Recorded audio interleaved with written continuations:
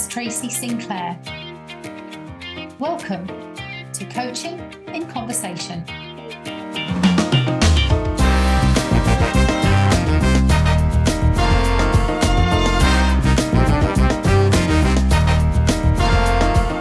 Coaching in Conversation is a chance to discuss and explore not just how we can keep developing and maturing as coach practitioners, but also to consider how coaching is evolving and its future potential and place as a powerful vehicle for human development in today's and tomorrow's world.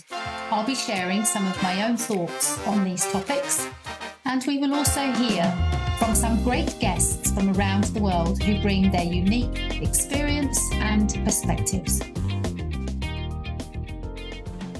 Hello everyone, my name is Tracy Sinclair and I would like to welcome you to another episode of Coaching in Conversation. This time I am joined by Stephen Clements, who is a professional certified coach with the International Coaching Federation. And Stephen brings a wonderful blend of different areas of learning, expertise and background. So, for example, Stephen started out with, he has a bachelor's in engineering in electronic systems, and then he also went on to do a master's in technology and innovation management. So Stephen is very well experienced, very grounded in the world of science. And as he has shared with me several times and in conversations with others, he didn't really have much to do with people, wasn't all that interested in people. He was interested in systems and machines and electronics and science. And then he eventually got promoted into a position where he had to manage people, these odd beings. And that took him into a place of huge curiosity to find out more about human beings. And that ultimately has taken Stephen to become a coach. And he is a very, very skillful and elegant coach. And he really does bring a sense of enormous curiosity to everything that he engages with. And so today, I'm really, really happy to have a conversation with Stephen, who is not only contributing to his client work with the way he works, but also has contributed a lot to the ICF, particularly in Ireland, where he has been a member of the board. And he has also won the ICF Ireland Coach of the Year award a few years back. So all in all, someone who I have a lot of respect for as a coach, but also a real fondness for, as you might be able to tell, because of his wonderful, curious, inquiring, and stimulating way that he engages with any topic. And so I'm very pleased to have this conversation today with Stephen, where he is going to be sharing and engaging us in his curiosity, not just for presence, but for the phenomenology of presence. I hope you enjoy. I'm sure you will. Hi, Stephen. It's really lovely to meet with you today. Thank you so much for joining me.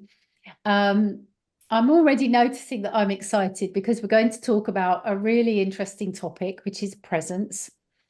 And my excitement is because of the fact that just prior to clicking the record button, you shared that there's another aspect to presence that you'd like to bring in. And I can already feel my energy sort of chomping at the bit to get to that part, which I'm sure we will. So welcome. And what would you like to share by way of just getting present and entering into this rich topic?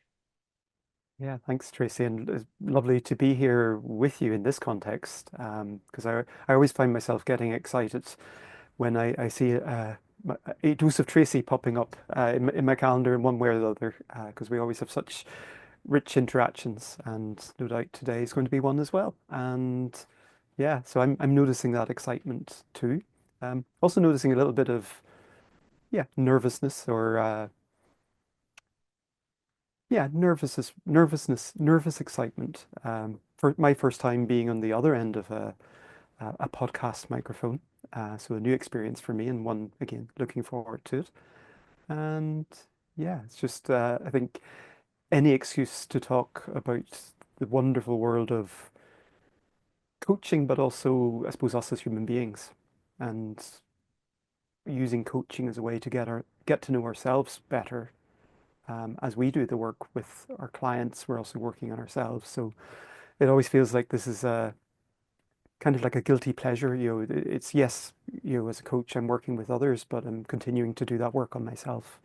Um, and how rich and rewarding is it to do that? Mm. Well, thank you. And I'm already noticing just with your introductory piece there that my mind is firing off with all sorts of questions around how that is a demonstration of presence and getting present and becoming present. So you drive. Where will we go first in terms of this topic? Hmm. I guess maybe starting with why presence, or maybe the importance of presence. And again, I'm not sure if this is just reflective of where I am in life or where the world is at the moment, but there seems to be, this acceleration that's happening in the world. Everything is happening quicker and quicker, and I think as a species, we are becoming obsessed in some ways with short-termism, and we can see it in all different aspects of life. One of my loves is technology, and again, all you have to do is look at the pace of change in technology. How I can't remember the exact stats, but it was like a million years to harness from the invention of fire or the discovery of fire through to harnessing it for cooking purposes. And now look at um, you know, Wilbur and Oliver Wright taking off in their first airplane to now traveling by plane, trains, automobiles, all perfectly normal everyday occurrence. And that took a few decades. Fast forward even further to computing, AI. It's all quick, quick, quick, quick. So that change is happening, but then we can see it happening in all of our other different systems, whether it's politics is probably the other perfect example. It's very rare for a political system to actually have a long-term view of anything these days in terms of a multi-generational view, because usually the political system is all about the next election or the next meaningful thing that's coming up, which is usually an election. Um, uh, and even if you think about our own health, hopefully I'm not the only person guilty of this, but making short-term choices to get a few moments of yeah, that sugar rush, versus then making the longer term more healthier choices. Those are sometimes really hard to do because that short-term sugar rush is always more attractive.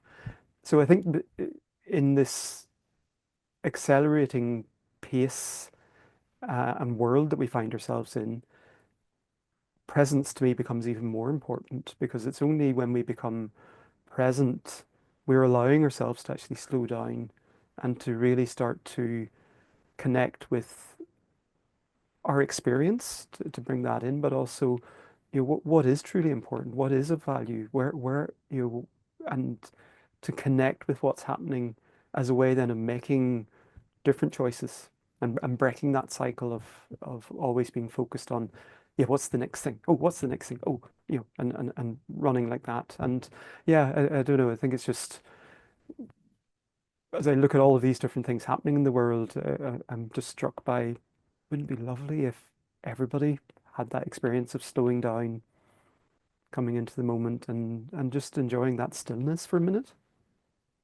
Mm. Yeah, absolutely. And what was coming up for me when you were saying that is, because we are living in a world and the multiple systems that we Mm. interact with in that world that are running at a much faster pace, there's a part of us also perhaps that likes that, this desire for instant gratification, for example, and all the great stuff we know about that. So in some ways, what's just occurred to me is that being able to become present is in some regard or in some ways potentially going against part of what our ego is saying we want differently. So we're having to almost battle with ourselves a little bit more than perhaps we may have done in times past, because there is this overriding drive now that's coming from within as well as from without to have it now and be faster. Absolutely. And one of the, as you were sharing that about the ego, what popped into my head as well was something I'd recently heard about the philosopher Nietzsche, who I think talked about the three metamorphoses, and it's how many people are basically born a camel and will die a camel. I just thought that's such a lovely, whoever, I can't remember who it was I heard it expressed that way, but that was just a lovely way of thinking about life, in terms of as a when we're born a camel, we're burdened with the responsibility that's put onto us by other people, by society, by culture, by expectations of our parents, all of that, and many of us will carry those burdens until the day we die, and in some ways, becoming present allows us to examine what is it that we're carrying, what is it that I am carrying that that's mine, that's truly mine, versus what are what expectations am I carrying that actually belong to somebody else? And as you start to ask those questions, then it's like, well, what what becomes different? You and you recognize the choices. It's like, yeah, I can keep on being a camel, or like to keep going with Nietzsche, you can become the lion. You can start to fight back. You can say no.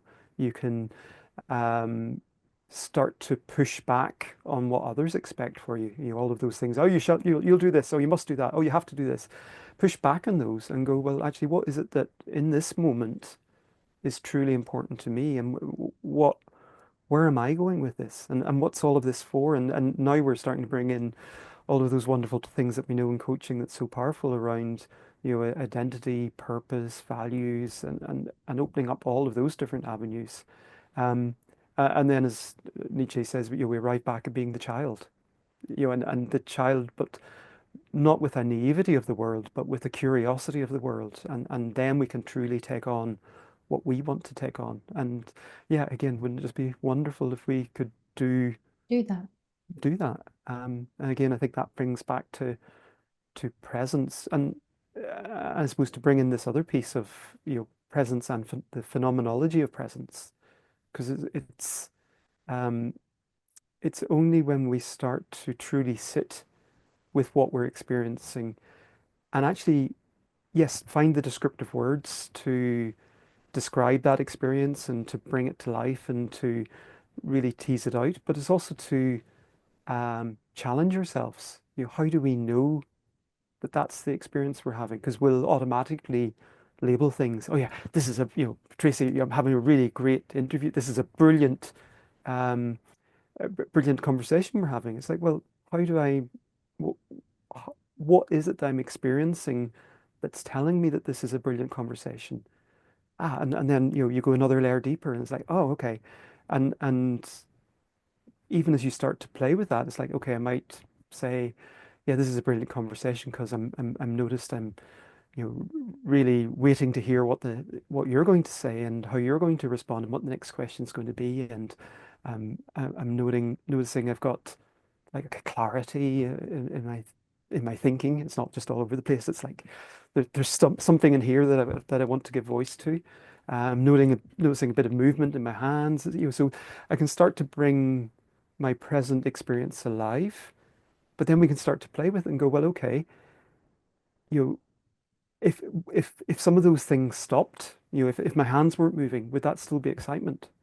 If I didn't have the clarity here, would that still be excitement? So we can really hone in on what what is it in my experience that creates the excitement?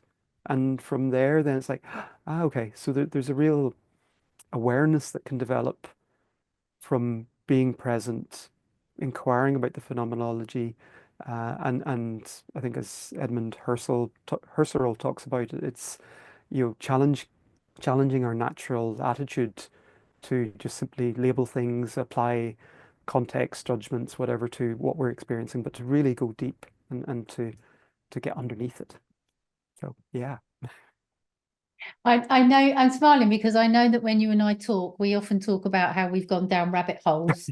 I can see a big rabbit hole almost, a great one, a great rabbit hole Mm. of, this idea of not just, if I'm understanding you correctly, not just noticing my experience, but being curious about and analyzing my experience and going deeper, going down that rabbit hole of inquiry and awareness.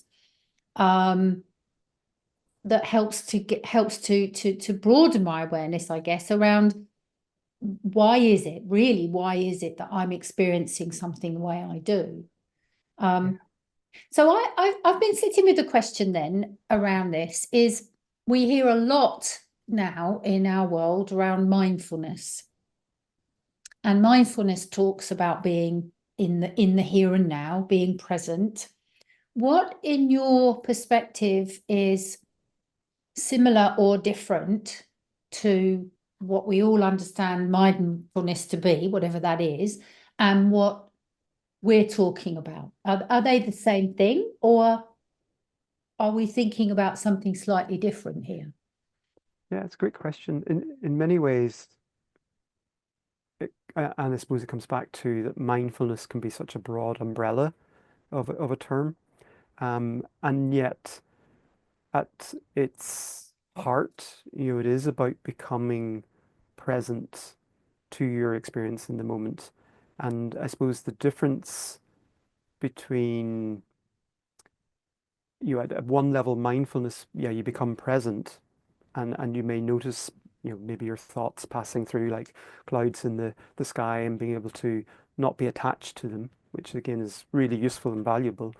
Um, so it may be then about, I suppose, as we move more into presence and also phenomenology, then it's more about really connecting with your felt experience at the moment and in some ways finding the nuances of it. So going that little bit deeper into it, as a way of finding out actually what is then emerging as a result, and you're noticing the nuances between, again, it might be nervousness or excitement. Those could be very similar things. So actually let's tease out.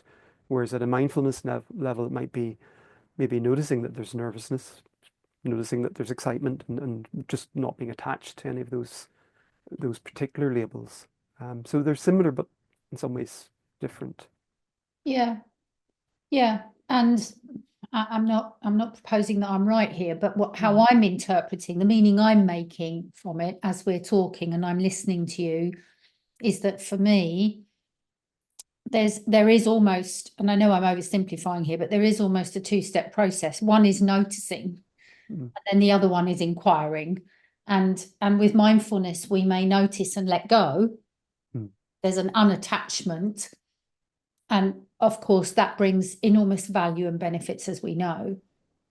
What we seem to be talking about here is not necessarily just letting it go, but actually staying with it and being curious about it, interrogating it, inquiring about it, and deepening our awareness and understanding of it. yeah, Is that right? absolutely. With the end, I suppose, intention, if that's the right word, to know oneself better.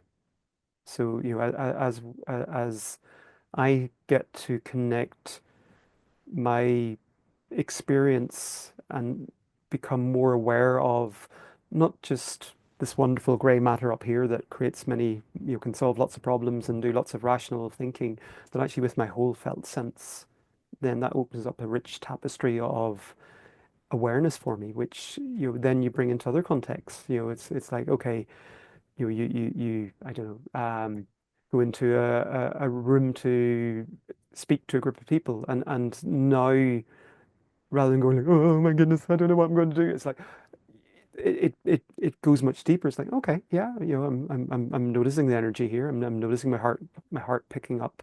Um, and you're able to start to differentiate then between the I don't know if I can do this to the actually, yeah, this is going to be really good. Really going to enjoy this. Really excited to be doing this. So we can start to apply what we're learning through one situation then into other situations and expand our sense making of what's happening for us rather than that superficial, instant, convenient label that we can sometimes put on things, which Mm, then, as we know, turns into limiting beliefs and closes down the possibility rather than actually opening up and expanding things. mm. Yeah, I mean, I smiled there when you said limiting beliefs because I was at the same time thinking, gosh, this, if we had the capacity to do this more, we could perhaps have a little bit more choice over the meaning that we do make of certain experiences in life, where perhaps we're able to form less limiting beliefs and more neutral or empowering beliefs.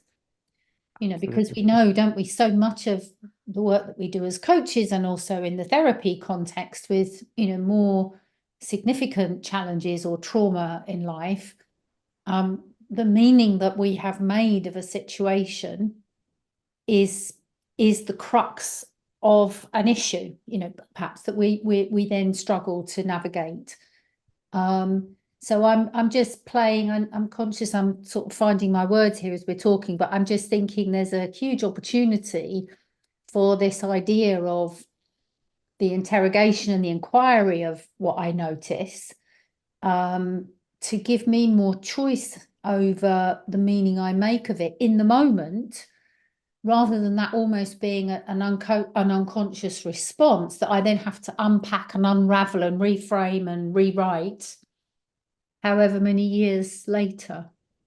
Absolutely. And if we then think about our work as coaches, and as I know you will have said many times as well, one of our challenges of as being a coach is to notice the assumptions that we're making about what the client is bringing and or even the assumptions that the client is making about what they're bringing and to shine a light on those assumptions, to double click, to go that little bit deeper. And in some ways, that really connects then with noticing the assumptions that we might be making um, from a point of view of being present. And how as I start to muse on this a little bit more, um, my rational brain kicked in and went, okay, if we were to come up with a formula for presence, I wonder what that would be. And where I'd settled so far, this may change again, but I'm fairly happy with this from a coaching point of view. Is um, our from a coaching point of view, our ability to be present is inversely proportional to our intention. So it's one over our intention. And again, if we think about our work as coaches, most coaches, myself included, will have an intention of wanting to help, to work with, to support, to maybe through to fixing whatever. There's all of these different words that we can use. And if we think about how that intention, any intention that we hold beyond just being present, is going to take away from our ability to be present because we're thinking about, okay, how do I support? How do I help? How do I fix? Yeah, And, yeah, and that takes our capacity to notice. And then we're not noticing, well, actually, what are the assumptions that I'm now making? If my role here is to help, it's like, okay, what assumptions have I now made about my role? How am I interpreting what I'm hearing from the client that I'm working with through that filter to help? Um, so again, it's just fascinating once you start to drill further down into that and understand yeah, our own role in this, as well as then this is us as the coach, and now we have the client doing the same thing for themselves because what intention might they be holding? I need somebody to fix me. Oh, I need somebody to help me. Oh, I need, so it's like, oh, my mind was going to the idea there of setup. What is being set up then psychologically by my intention going in, their intention going in. Mm. And all the while we think we're being present, whereas actually there's an agenda, there, albeit that positive intention. Yeah. So there's something then that's coming up for me around true presence there that is almost utterly neutral, utterly objective. I mean, I guess we still have that. I'm just questioning this now as I'm thinking around, you know, these concepts of being, of holding unconditional positive regard. And we maybe also even need to be careful that holding that doesn't tip us into this having an intention that actually could take away from the present. So there's something quite delicate there that I'm just Yeah. sort of thinking about. And in some ways, as I start to think and play with that, one of the things I love doing is having an idea and then in some ways well, like all of these things, using myself as an experiment.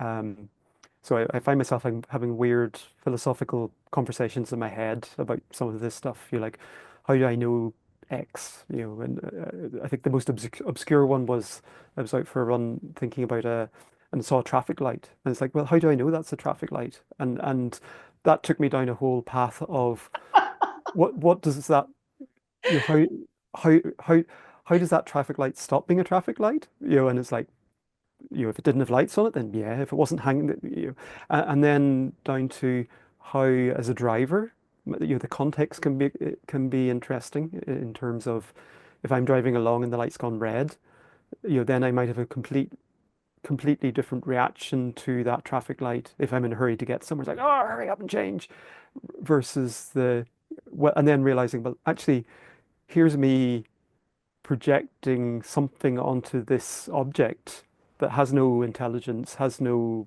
sense making, and so on. So, say I love having those types of conversations with myself to go a little bit deeper. But coming back to coaching, what I also love doing then is experimenting. So as I start to unpack some of or my thinking around the phenomenology of presence, um, I reached out to a coach friend and said, "Hey, I've got this idea. Could we have a play?"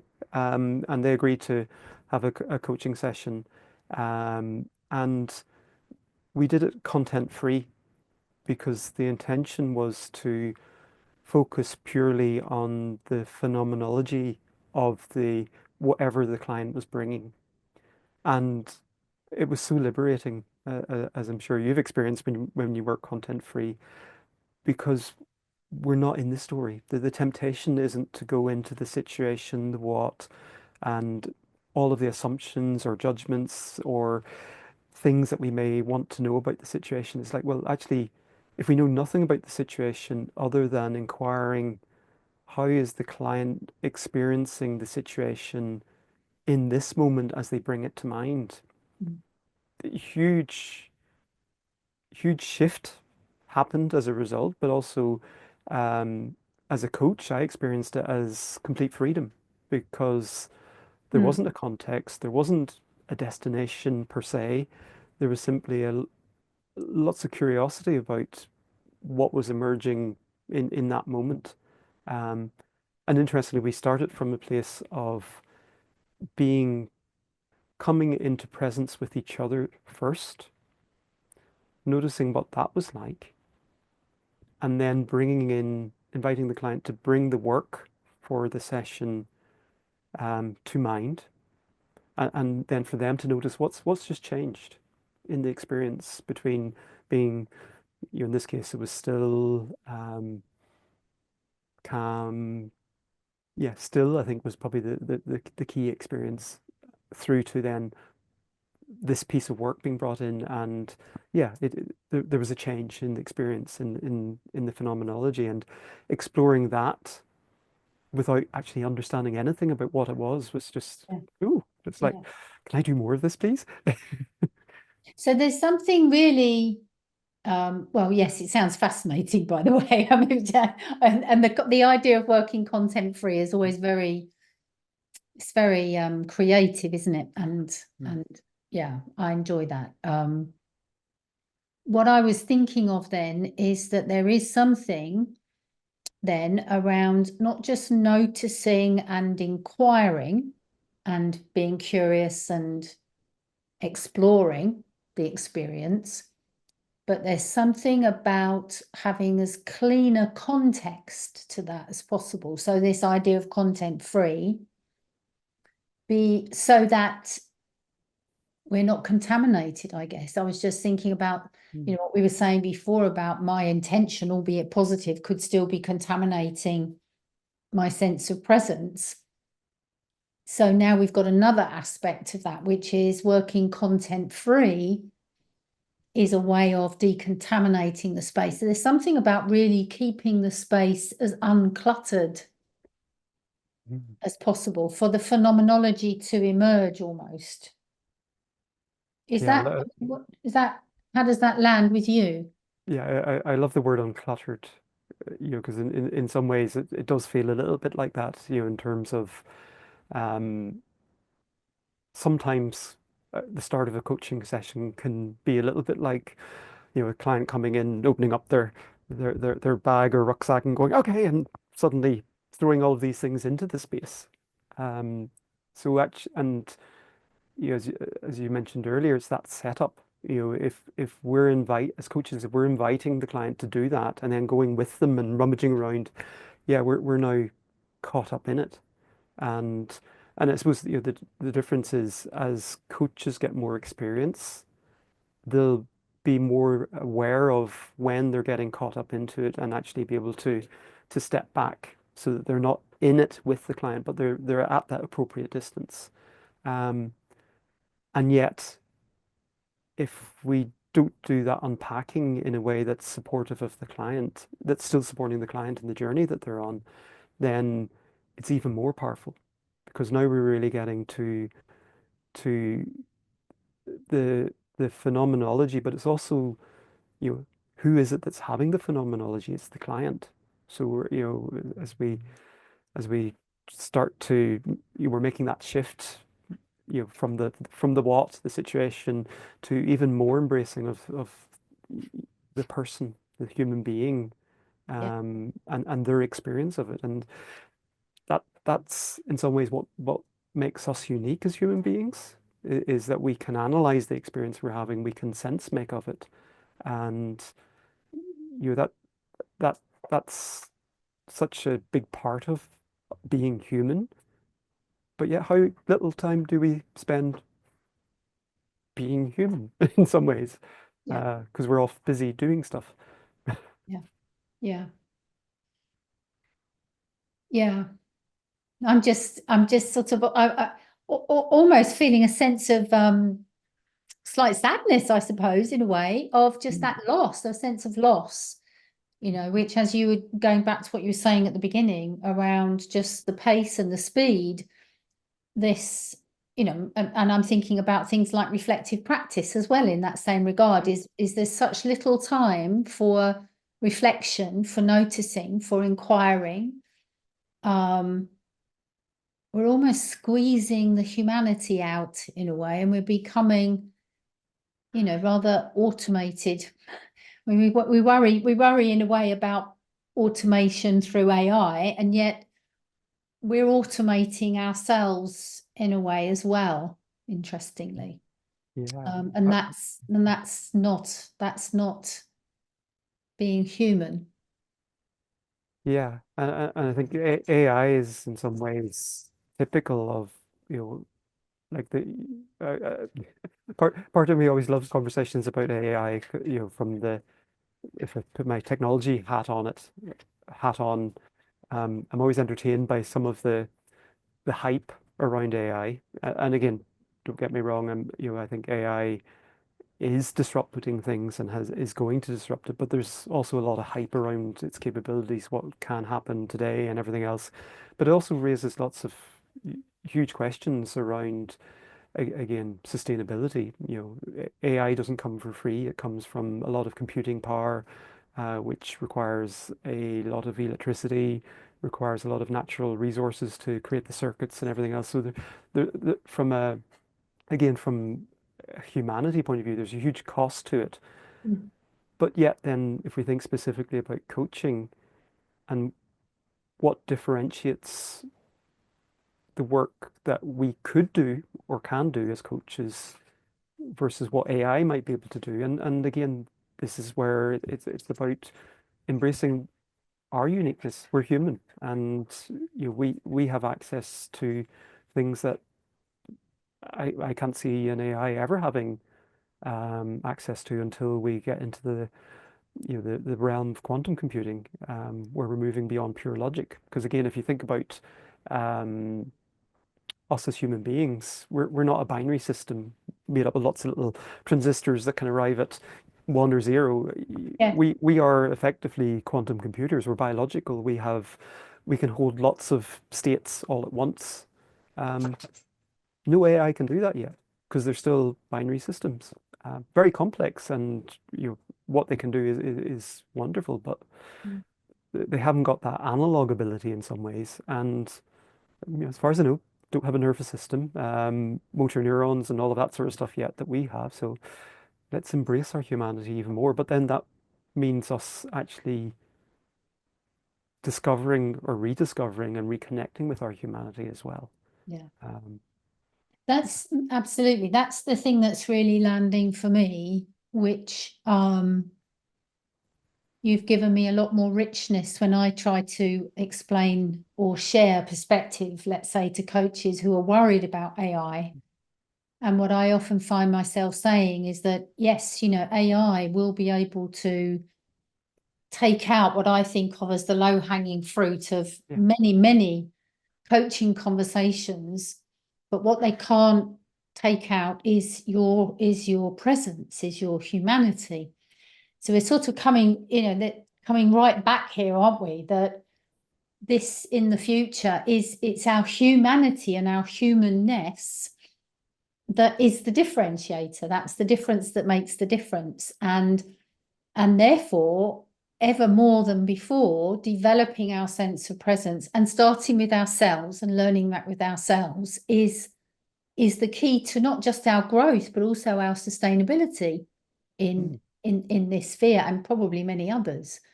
Um, just for clarity and to sort of keep this grounded in coaching and presence, how would you summarize what the concept then of phenomenology is, particularly when it comes to presence? What is it we're talking about here?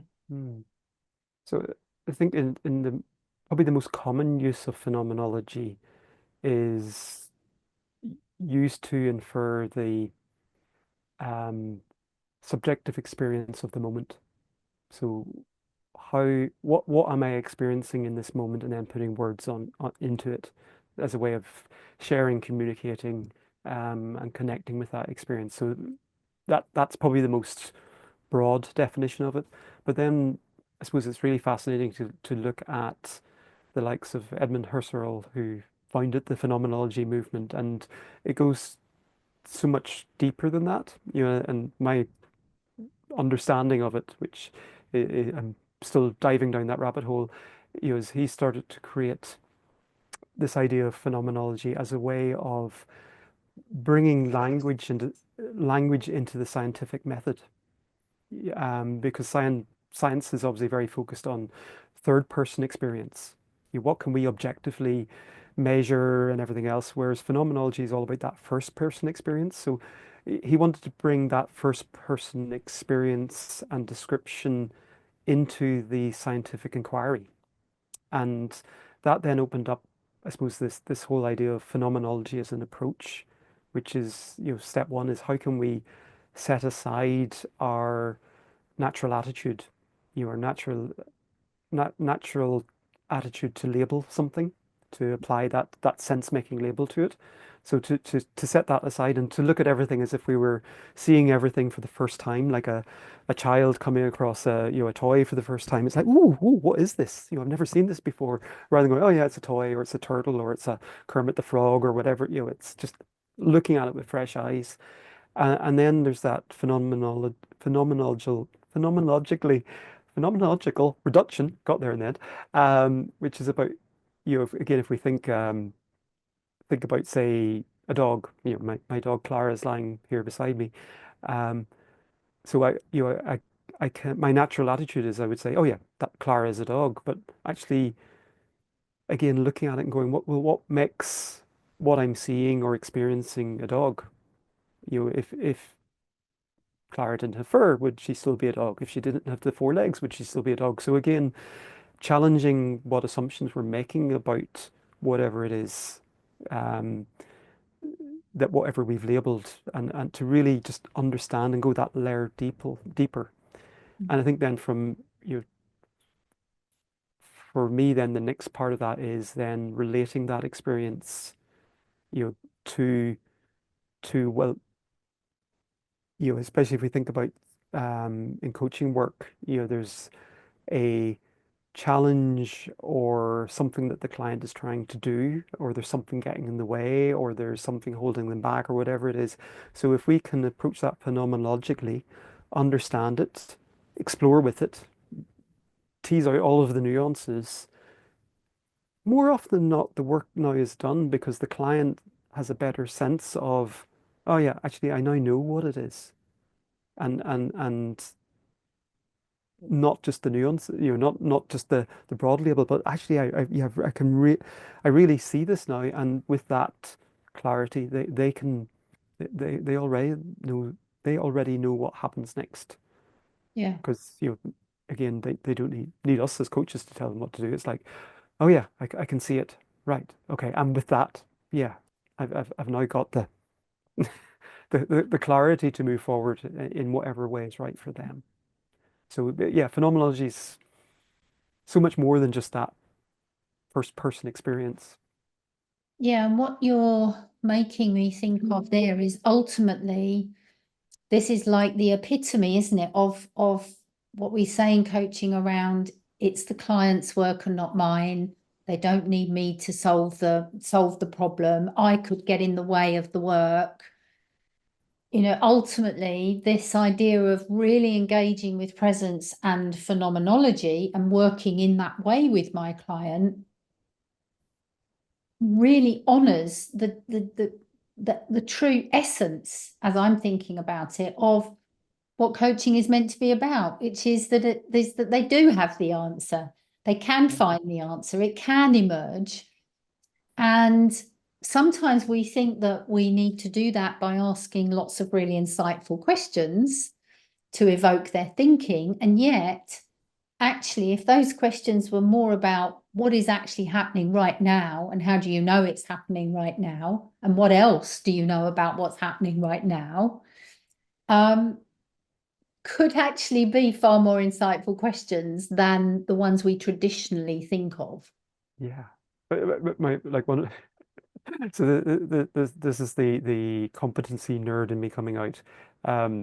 So one of the things I'd been thinking of was, if you took, competency, I think it's 2.4, 2.6, about the accessing, coach accessing their own intuition for the benefit of the client, and then you think about, the two particular ones of competency 7 around inviting the client to share more about their experience in the moment, and coach making observations, um, to support the learning of the client.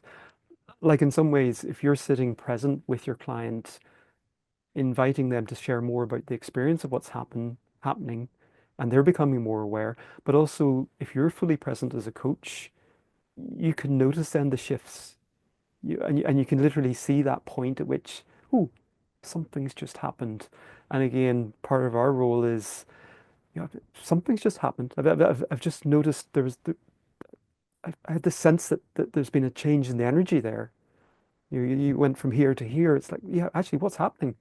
And if we can pay attention to those moments, those are usually the ones where the client goes, "Oh yeah, yeah, I've got it." It's like, "Shit." And it's just, they can be turning points in conversations,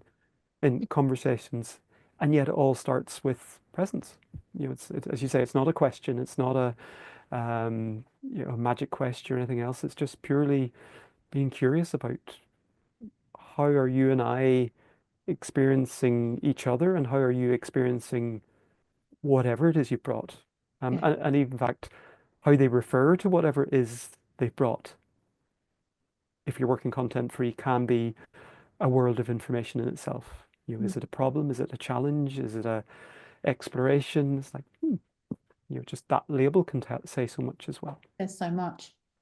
It's interesting because I remember when I very, very first trained as a coach, one of the things that the teacher said is, when all else fails, just be present and be curious. And we all kind of went, yeah, okay, I get what that means. But this conversation today has really unpacked what that actually means so much more, that the understanding of that has so much more depth now. So thank you for that. Sure.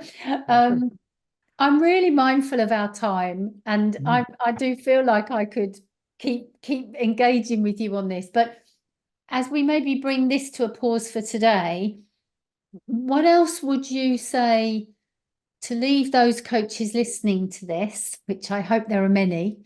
What would you say to them in terms of encouraging and inviting them to just engage a little bit more with this space?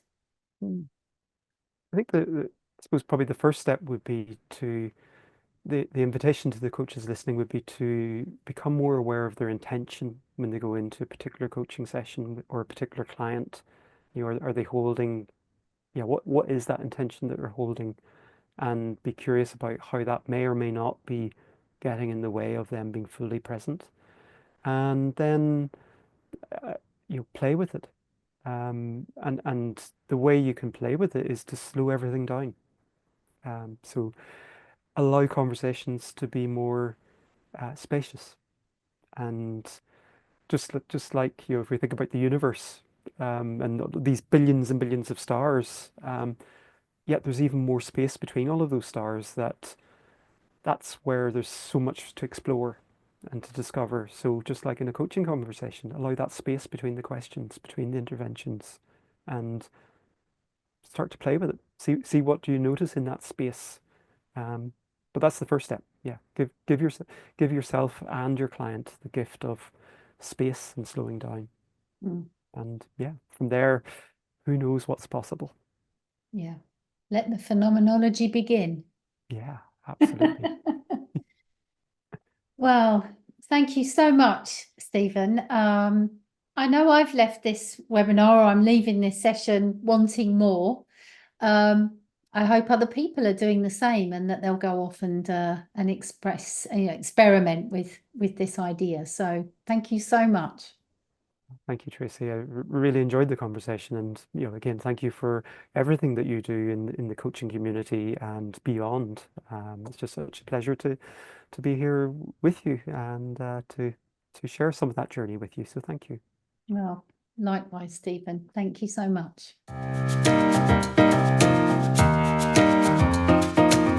You have been listening to Coaching in Conversation by Tracy Sinclair, a podcast aimed at exploring how coaching is a vehicle for human development in today's and tomorrow's world.